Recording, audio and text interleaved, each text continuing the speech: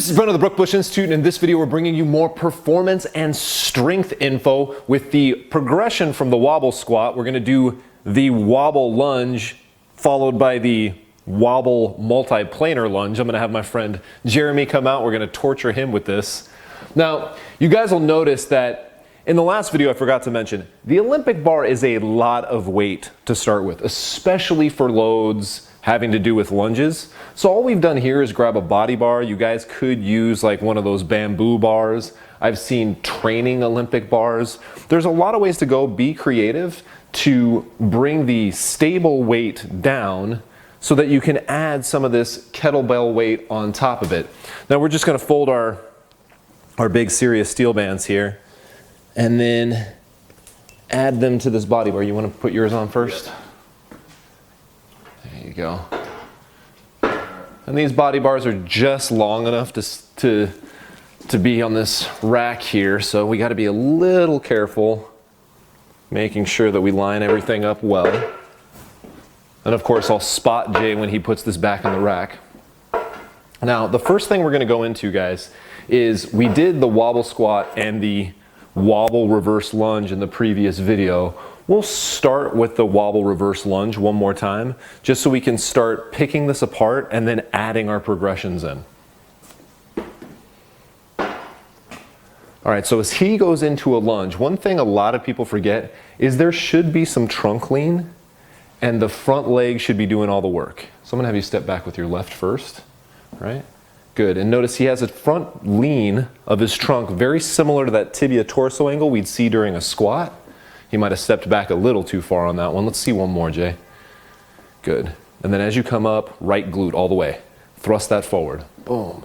And you see he's pretty good at that. Now, of course, adding this dynamic, you can do the other leg if you'd like, adding this dynamic motion forward and back gets the weight swinging a little bit forward and back. So we're adding a little bit of that sagittal plane dynamic motion of the kettlebell. Now, if we want to take this up a notch, I'm going to have him take a little step back. And we'll do some front lunges. Now, of course, as soon as he drops into a front lunge, we're speeding up the momentum here. All right, it's a lot harder to slow down a front lunge than it is to slow down a reverse lunge.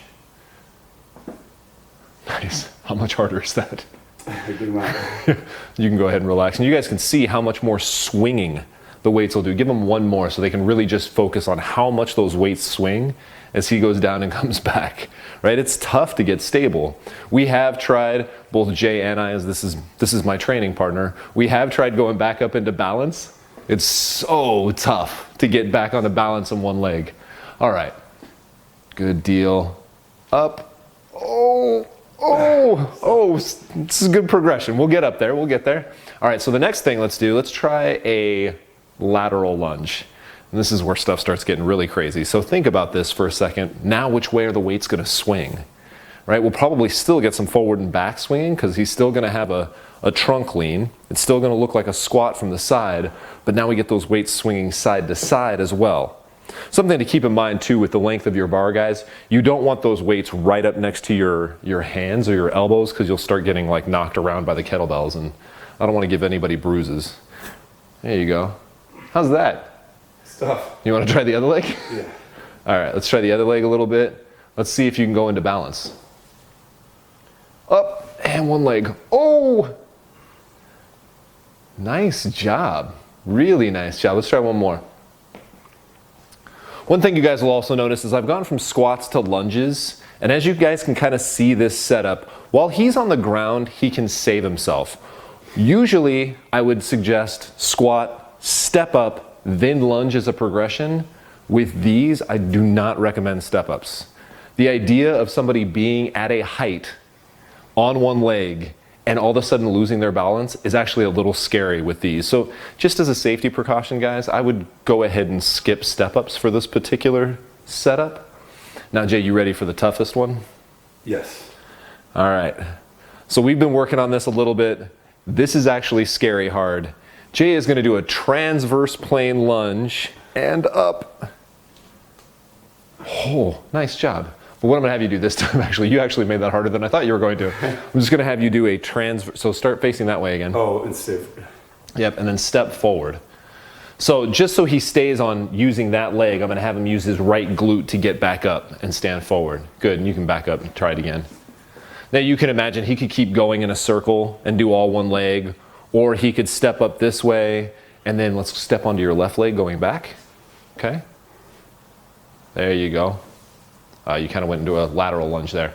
Make sure it comes back to a transverse plane lunge. These take a second to get down. I mean, this is very typical, guys, what me and Jay are going through here, where he kind of went into a... Wrong way. No, you did like 160 degrees though. Nice job, nice job. All right, this is very typical, guys. Usually I don't do anything more than 90 degrees. You guys can imagine, let's go ahead and have you start facing this way, since that was the easier way to kind of wrap your head around for this one. It's very easy to kind of get turned around as you start adding these other planes. So for this particular rep, guys, I want you to look not at Jay, but look at what happens to the weights as he goes into a transverse plane lunge and steps up, and try to imagine how much his core and glutes are gonna have to work to straighten him out. Boom. Right? Like you get like all of this like oscillatory motion. They're going side to side, forward and back, and kind of swinging on you. That's tough stuff. Yeah. Now, Jay's really, really advanced, right? Although we got a little turned around there on going back and forth. You guys can imagine you could do a transverse plane lunge this way, and then a transverse plane lunge this way. But what Jay and I have been doing is going, well, how bad could we make this for ourselves? So we do all of it. You're gonna go backwards, then forwards, then sideways, then turn. Good, nice. Forward, right? Use your glute, and there you go. Lateral lunge, use your glute. Ooh. Okay, yep, try it one more time. Make sure that they stabilize at the top, guys. So sometimes what people do is they'll get in a hurry, forget that the faster they move, the more the weights are gonna move on them. Okay, now transverse, keep going. Right, and since you're here, let's just start over and do 4 again. Let's do it. You guys can imagine it would actually take 16 reps to get back to where you started on one leg, which is not a bad goal. I think 16 on each leg is well within Jeremy's limits. Or not. I keep trying to like just push him over the edge, but he takes quite a bit of punishment. There you go. Keep going. All right, and as you guys can imagine, doing these multiplanar lunges, working up to this with this wobbly weight, great progression to add into your stability endurance routine. And I can tell you right now, going back to more stable loads feels like a piece of cake. And of course, once we go back to more stable loads for his hypertrophy training, if his prior hypertrophy load is easy, I'm gonna get a chance to increase it, which hopefully means more hypertrophy, more strength, and we just keep moving him down that blocked periodization, making him a better and better athlete as we keep progressing further and further. You can go ahead and rack that, Jay. Guys, if you have any questions, please leave them in the comments box below. I'll be happy to get to them.